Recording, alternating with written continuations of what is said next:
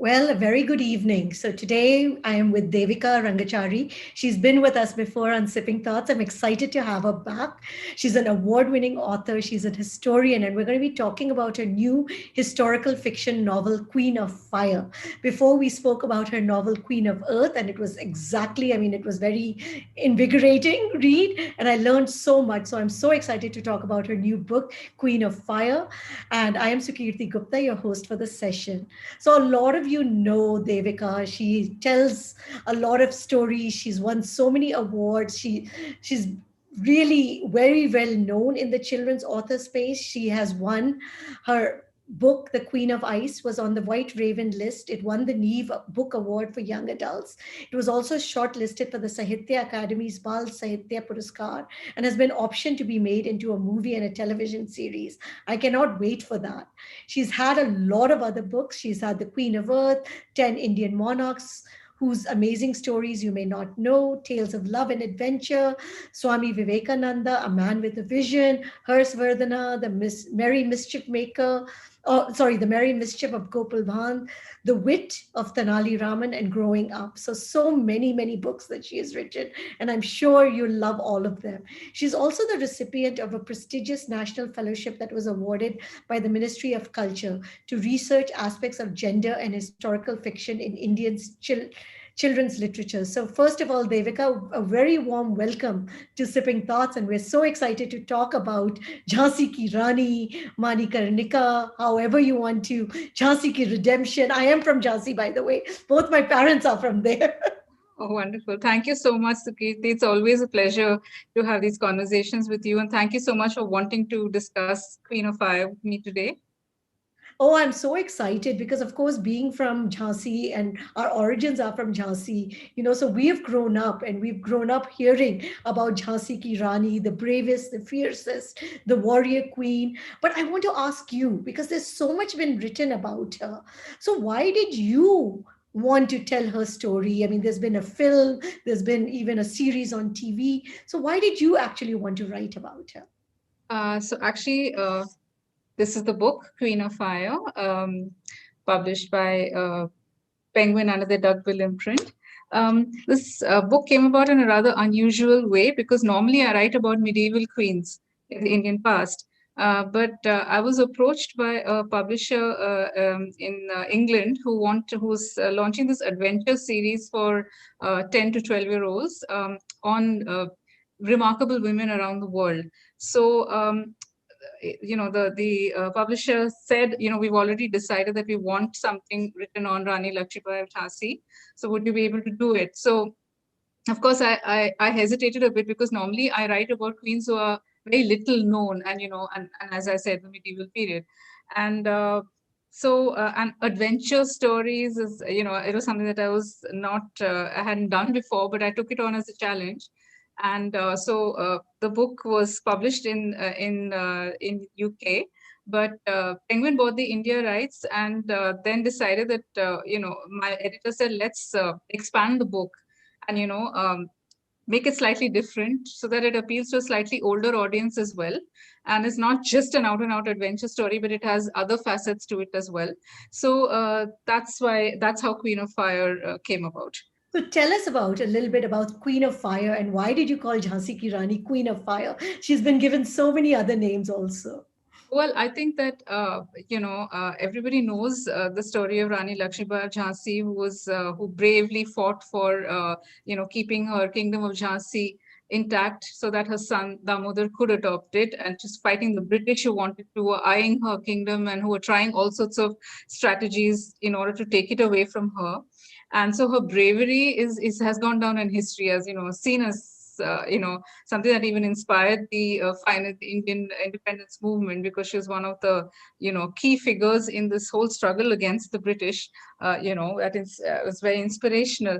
Queen of Fire, because you normally associate fire with with bravery, with adventure, with a certain amount of recklessness, and with impetuosity. And she was also a quick tempered a person, so fiery temperament that way. She was not somebody who would be cowed down and and would sort of listen to all the men around her and then bow to their advice. She was a very fiercely independent woman, and extremely courageous, and very young, in fact, when all these events in her life took place. She actually died before she was 30 years old. So all this whatever all these events that take place in a skirmish with the British actually takes place when she's in her 20s. People tend to ignore that fact, actually. So I thought that, and also because since I had already written two other books with the title Queen of Fire, and Queen of Earth and Queen of Ice, I thought, Queen of Fire would be appropriate as sort of fitting into the series, but still it is slightly different from the other two books in the series. What I loved, and I mean, I talk about some of the rarities or something that I found in the book. I love this passage. The young bride, whom everyone expected to be shy and demure, startled the court by reminding the priest to tie the knot tightly. This had made everyone smile, and some of the old timers shook their head. A bride who could speak her mind was a rarity. Now, her will was as impeccable as ever. I love this passage because, we're talking about somebody who really existed so many years ago. But when we look at the words, these are the words that we want our young girls to imbibe now. Tell us more about that, and tell us some more about these golden nuggets that you dug out while you were writing this. Yeah, so I thought as you said, there's so much written on her. There's a movie. There, so many adaptations. So I wanted to make Queen of Fire a little different from other narratives of Rani Lakshmibai. So in this, I have focused on two little-known aspects of her life. One is that the bond that she forms with her adopted son Damodar. Her own son dies in infancy, and she adopts this boy, whom she renames Damodar after her son, and she's basically fighting to keep the throne of Jhansi safe for him so that he can inherit it as her son. Um, and normally it's just written as a bald fact in historical narratives that okay, this boy was adopted, and this is what she's fighting for. But what is the actual relationship that develops between the mother and son? Because it's a difficult situation for both. He's come in place of her son. He has been uprooted from his comfortable home with his parents and put into a palace environment, dealing with a new mother. So I was trying to explore that bond that might have developed between them. And the other little known aspect that I really wanted to focus on in this book is, everybody talks about Rani of Jhansi as somebody who's almost robotic. Yes, she did this, she wrote that letter, she formed this strategy, she fought that battle, she devised this plan, and so on and so forth. But nobody really talks about as a human being, with emotions, with feelings, with fears, with joys, what any normal human being would go through. And this is typical of the way women are usually treated in history. Either they are goddesses, and she's almost on the plane of a goddess. You take her name with a lot of reverence, and she's supposed to be a perfect human being, and so on. Or you treat them as people who are not important at all. So again, you don't treat them as normal humans. So I was actually trying to resurrect the human, who has been buried under all this information on her. And I mean, of course, her bravery is beyond doubt. Nobody, doubts that for a second that, and otherwise she wouldn't have been able to lead Jhansi the way she did. But the fact is, being human, she would have also been prey to a lot of fears and doubts, second guessing herself. Am I taking the right step? Is this going to work out? Am I eventually going to be able to lead Jhansi to victory? Are the British too powerful for me? So obviously she would have had these doubts. She would have had apprehensions. She was also alone, because she had just lost her husband, and this huge responsibility had been thrust on her, looking after the kingdom, looking after the subjects, trying to keep the British away and maneuver in such a way that, everybody was okay with the solution that she devised. So it's an enormous responsibility. And apart from her advisors, it wasn't as if she had somebody constantly by her side saying, okay, let's discuss this. How do we go forward? It's just essentially all alone. So she would have been, at times she would have felt a bit, I think, bitter about what fate had done to her, because here she was like a young widow, and, she probably thought her life would pan out very differently. But here she was put into this difficult situation. So these are the two aspects that I really wanted to bring out in this book, uh, her as a human. Another quality actually that stood out to me, and maybe because of reading your book, it made it come alive, was her humanity. I actually had not seen that, but when you show that how much she feels for the British and the children and that they are starving, I think that was something that was very real and very different. What are some of those other qualities that you felt made her stand out? As you're saying, her humanity, although the British tried their best to actually vilify her in a lot of ways, even when she was actively involved in helping the British escape, feeding them, looking after women and children, they basically branded her as the person behind the massacre of the British that happened in Jhansi. I mean, this always happens when there's a woman in a position of power. The attempt is always to blacken their reputation, show that they're not capable enough, and so on and so forth. I also found it was very interesting the kind of relationship that she had with her, 3 4 women companions. They form this what is called Durga Dal. She had these. It's a very strong friendship, that she forms with her friends Jalkari Bai, Mandar, Sundar. I mean, there are all these women who she forms a bond with very early on when she comes to Jhansi. They train together, they practice archery, swordsmanship, all this together. And they're a very tightly knit band of friends, although her status is much above them. But I like what I found interesting is the way that she listens to their advice at times.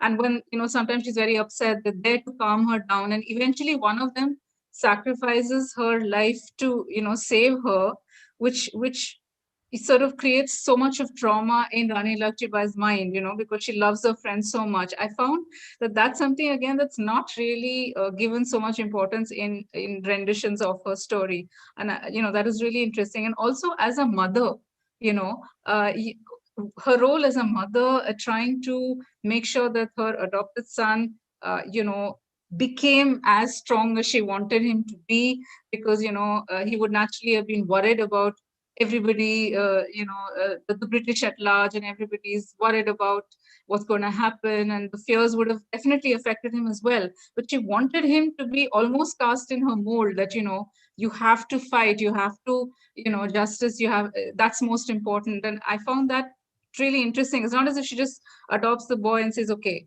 okay, fine, you're a figurehead, now you wait, let me just go on with my own thing. So there's so many different angles. And of course these little glimpses that we get of her when when she was a young girl, when her friends talk about her as being a very mischievous girl, climbing the trees and hiding from her father. And also another thing, as a reader, of course, it struck me the fact that she loved books, that she loved her library, that she had a wonderful collection of books. She loved to spend time with those books, and that's these are little things that I found made her so much more real and relatable as a person to me.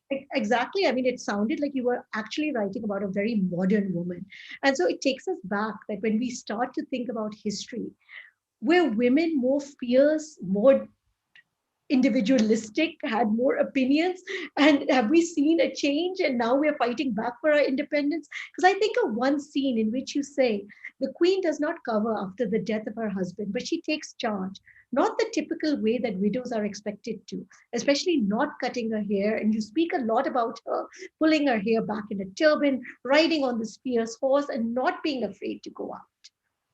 Sukiti, there are lots of instances of that all through history. But as I said, the writing of history is male centered, and women are always cast in a very stereotypical mold, always when you talk about the past. So the effort is to show that women were actually, less significant because they became widows, and, they adhere to certain rituals. But all through history, you find instances of women actually challenging these rituals like she did. I mean, obviously, she had to take over the running of the kingdom. If she had just decided to retreat into seclusion because she was a widow, then who was going to take over? So obviously, she didn't care for these binding rituals that circumscribed a widow's life, and dictated that they would spend their life in parda, inside, and veil, not come out, not have any opinions, and so on. So she actively challenged that. So did the Queen of Ice. I mean, she becomes a widow, and she decides that she will not become a sati, and she, because she feels that she has more to offer to the kingdom. And so she decides to live on, and she takes that decision in the teeth of a lot of opposition, because men who eye the throne would obviously like these inconvenient women figures to be out of the way. Even in Queen of Earth, Queen Prithvi Mahadevi, again, she does not burn herself after her husband's death, but that is because she belongs, she's married into a family that doesn't actually believe in this. But still, even though she's a widow, she exerts her, her presence. She has an opinion. She wants to be active in politics. So it's not as if women suddenly became very, vociferous as the modern ages progressed. There were women challenging male dictates and patriarchal strictures all through history.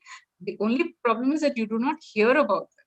So you hear very little about them, and if there is such an inconvenient figure, the effort is to actually hush it up and say, oh, maybe she wasn't really a moral character, because that's actually happened in the case of the Queen of Ice, where I have read narratives of her by historians who say clearly she had some failings in her character. Otherwise, why wouldn't she have burnt herself when her husband died? And these are modern historians. So, Yeah, no, I want to talk about that because, a lot of people feel as a ruler. I mean, yes, we talk about her bravery and that she went out and she was able to lead an army. But let's talk about her as a ruler because she was also very sensitive. Especially, I like the scene in which you talk about how she brings the women to her side and begins to understand how is it that she needs to lead her people. So she has also that sensitivity of understanding of what the public wants. yes, she very much has her finger on the pulse of the kingdom, so to speak, because she realizes at an early age that her husband is not really interested in ruling. In any case, is it doesn't isn't well enough to actually execute his duties as ruler, and so she takes over his duties while he's alive, and he's quite happy to let her do that, and that is how she actually begins to understand her kingdom, understand the people, and that understanding and sensitivity continues into the time when he dies and she becomes the ruler, and she has to look after a bereaved populace that doesn't know what to do because the king has died, the British is sort of right at their doorstep and so on. But she realizes very very intelligently that it's the people who are going to help her win this war. It's not just her soldiers. And even when it comes to a soldier, she feels bad about the way they're treated, and she doesn't know, her hands are tied because she's not able to help them out of their financial difficulties. She understands that it's the people, it's their spirit, it's their cooperation that's going to matter. And she also involves the women, which I think is a really pioneering step, because she realizes that it's not just the men who are going to help. The women are hugely important. She needs to involve them in the war effort. She needs to get them to understand that even they have an important role to play. And I mean, I haven't given all these details, but there are lots of details of the siege of Jhansi, where women are actually manning the cannons at a particular place, or organizing war efforts somewhere else, and being very very prominent in the war effort. So it's a rare understanding that she develops, which I think is again something that it's not, she's not really given credit for. These are little things about her that actually went to make her so popular and so dear to her people, because she's not just a ruler ruling in sort of far removed from the subjects on a throne and taking decisions on their behalf. She's actually involving them all the time. And when she has important proclamations to make, she actually assembles the entire population and tries to say that, okay. And she also says that, like, I need your help at every stage. She doesn't see that as a sign of weakness, that I'm helpless. I need all of you. It's a sign of her strength, actually, that she's involving everybody, because she says, together we will win this fight.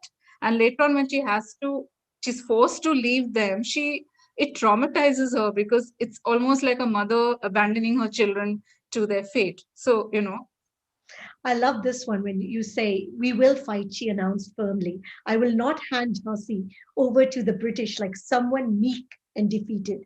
As long as I have breath in my body, I will defend this kingdom and my people. Let the British do what they will. We shall fight them tooth and nail." I mean, I think it shows the valor. But what also really hits you is the deceit and the betrayal that also comes. yes, because the British don't know what to do with her. She's a thorn in their flesh, and she's very quickly becoming a kind of symbol of the resistance against them. The people, the rebels, who they call mutineers, uh, are looking to her for inspiration and saying, oh, well, if she can defend the small kingdom so bravely, what are, of course, we will all follow her example and, resist the British. So they want to get rid of her. And it's just a measure of how powerful she was and how much of influence she exerted, that they have to keep strategizing and evolving plans. And, at every step, she's able to thwart them. They deprive her of an army, they deprive her of resources, finances, administrative help, but she's able to overcome all these obstacles. Even when her neighboring kingdoms attack her, she's still able to somehow pull through each obstacle. So eventually, they don't know what to do. And of course, they have superior resources on their side. Whoever dies in the field is quickly replaced by somebody else. She doesn't have what, if I can permit, luxury of replacing, people who are dead or wounded in her army. But it just goes to show that, and that's why Sir Hugh Rose in the end praises her as the only man among the mutineers. Of course, is a sort of sexist remark in itself, but just to No, but show. let's talk about sexism, because anybody that writes about women or writes about powerful women, we always say, oh, it's a feminist tale, or this is about feminism. How do you consider this tale? Uh, I would be cautious of, sort of using modern labels to brand something that happened in the past, because um, every every situation is governed by a particular context, and it's particular to the times in which a particular event happens. So you can't actually say, oh, I'm writing about this, so it's a feminist tale. I would look at it rather as a story about a woman who did remarkable things in the past, and I'm just conveying to you a part of the history now. If you want to dub it as feminist or inspirational or whatever it is, you can of course add all these epithets to a particular book. But for me, what I'm doing is, through all my books, just basically talking to you about certain important parts of the past that you will not get to know about otherwise, simply because the writing of history is male centered. So women have been made invisible all through the narratives, but actually, your sources are telling you about them. And as a historian, I have access to these sources, which is why I'm telling you their tales. Now, just because Didda ruled in the 10th century in a very powerful manner doesn't mean she would have thought of herself as a feminist in that sense. She just felt that she had too much to offer, and was impatient with all the rules that govern the existence of women. And she thought that if she broke those, and it would benefit both the kingdom and her. And so she was unapologetically ambitious. Now, whether that makes her a modern day feminist or whatever, it's yeah, it's up for But debate. historical fiction, now it's a genre that's really picking up. What considerations do you take when you're writing about it? Because how much is known, how much is imagined? So historical fiction is something that cannot be attempted unless you have access to the sources, to the facts, because the main thing about historical fiction is it has to be accurate. Your accuracy has to underpin the entire story. Otherwise, you might as well be writing a work of imagination or fantasy. So that's what sets historical fiction apart from every other kind of writing. So you have to do a certain amount of research, a certain amount of studying of either the period that you're setting your story in or the personality that you're going to talk about, and get those facts right. And it's a difficult process, it's a long process, because facts are not always easy to come by, sources are not that plentiful. Interpreting those sources is also going to take you a lot of time, because there are many versions, and you don't know which version to believe. You have to figure out, take all the versions together, and then try and understand what is most historically accurate. So I know that it's now becoming very popular, and a lot of people are attempting it, um, just because they feel it's going to do well. But you can immediately make out when you're reading some books that are not properly researched, because that's the one kind of writing that any reader will immediately feel, okay, something is wrong here, because it's not ringing true. So you have to have those facts and be as accurate as possible, as true to the past as you possibly can, while you're trying to fictionalize some of these stories. So it has to be a balance between fiction and fact. and ideally, equal balance. But of course, it. I think historical fiction. I think facts would slightly outweigh the fiction part. You I know. would like you to read something short for us from your book, Okay. Uh, something that you loved, because I've chosen two or three passages that really struck out to me. okay. Okay, I'll just read a short extract. When this little boy Damodar is being told that he's going to be adopted by the queen. So this is November 1853. Just before his fourth birthday, which Damodar had been told was less than a year earlier, but it seemed a long time ago to him, a strange but beautifully dressed lady with sad eyes had come to visit him. She had brought him many toys. She was Queen Lakshmibai, his mother had said, and he must be respectful towards her. So he had sat stiffly on her lap and answered her questions as best as he could because his parents had been watching them from the other room hawk eyed. This lady, the queen, was to become his new mother, he was told after the visit. A great honor. But he already had a perfectly nice mother and wondered why he needed another. But then a year had gone by and there had been many things to occupy his mind, so he had not thought about it till now. Now he was woken in the chill of dawn by his parents and made to wear new silk clothes that rustled when he moved and chafed his skin all over. It was all he could do not to cry. Princes are strong, his father reminded him. A new life awaits you, and you must look forward to it and be happy. He tried, but it is not easy to be happy just because someone orders you to be. However, as he neared the palace in the royal carriage that had been sent for him, his eyes widened. The entire building was draped with color, its every corner fragrant, some bright orange blooms even adorning the flag with the kettle drum that flapped noisily in the breeze from atop the ramparts. He had never seen so many flowers in one place before. He had no time to look around though, for he was hastily ushered into the main chamber for the adoption ceremony. The queen threw him a smile as he entered, but he was too nervous to return it. Perhaps she understood, for she nodded at him and held his hand tightly before she was called away. The air within was stifling. Damodar soon began to droop with exhaustion while the priest droned on. From time to time, he stole looks at the man in grand clothes who lay on a couch on the other side of the room and who smiled at him whenever their eyes met. This was the king, he knew. He was soon to become his son, and this despite the fact that he already had a father whom he loved very much. But this king was dying. This also he knew. Oh, very beautifully read. Now you're the recipient of the prestigious award that has been awarded to you by the Ministry of Culture to research aspects of gender in historical fiction. Tell us more about this. Why specifically this research about gender? Okay, so slightly long answer to your question. So I'm a gender historian who first discovered this whole aspect of the gender bias in the writing of history when I was undergoing my doctoral research.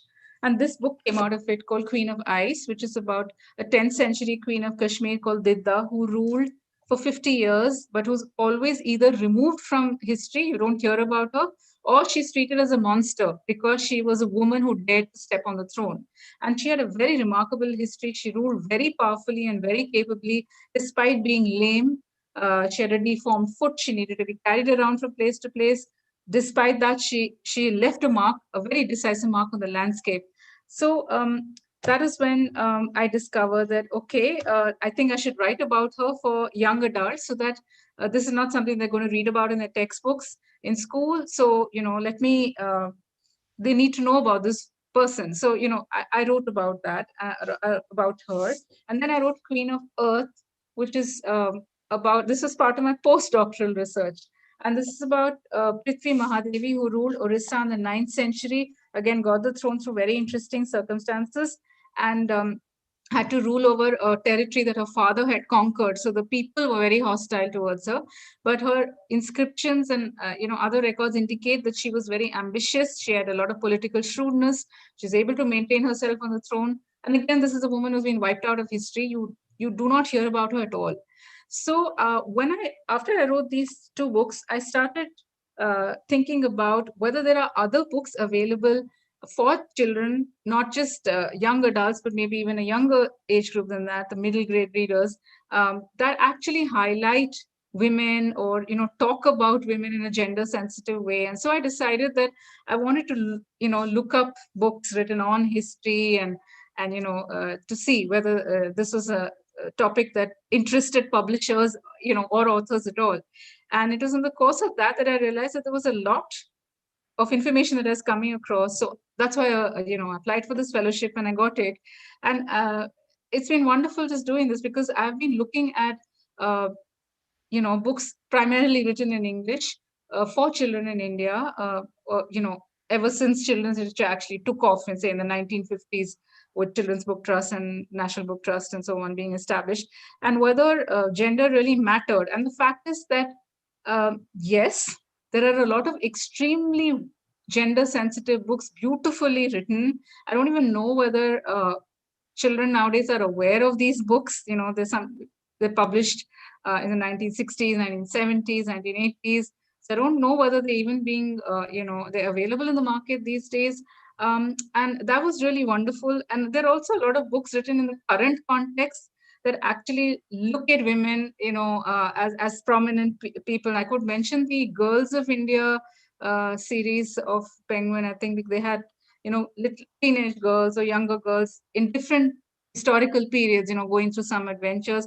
And also the Teenage Diaries series, I think it was started by Scholastic, and I think so Talking Cub has now taken it over, and they're publishing books basically of princesses from the past, Indian past, and their diaries. Important people like Jodhbai, like Jahanara, like Noor Jahan. So their teenage diaries, and just sort of indicating what they will become in the future. So I thought that that's really interesting. Of course, a lot needs to be done. It's nearly not enough, because it's like a drop in the ocean. For every 10 books written for kids, there'll be one dealing with something to do with history and maybe about some woman in the past, but not nearly enough. Yeah. So Oh, but they definitely say we need a lot more powerful role models, and it's good to see powerful role models that are emerging from our own history because they're yes. much more relatable to us. But what's next for you? I mean, now you've written three books about queens. What's the next queen as we end our session for today? I'm actually torn between writing about a queen or writing about a non-royal woman and there are plenty of non-royal women in the past who actually were very prominent and played, very significant roles in politics and economy and society. But actually, I have been thinking of writing about this Queen of Kashmir who actually ruled before the Dove Queen of Ice.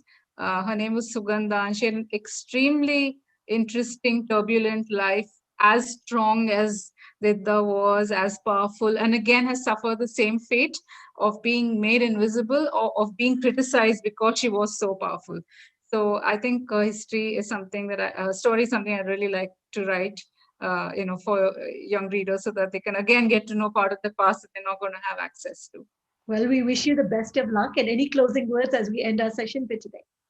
No, it's just wonderful that you are, willing to highlight books like these, and more part to you. I hope people uh, do develop an interest in authentic historical fiction rather than, what anybody feels they can turn out, and just an acknowledgement that the history that they have been reading so far is actually his story. It's only part of what actually happened in the past, because the women have been almost completely left out. So I think in any historical period that you're reading about, you should try and put the women back into it, or at least question the fact that you're not probably getting to read about, the women who might have existed in that period. So yeah.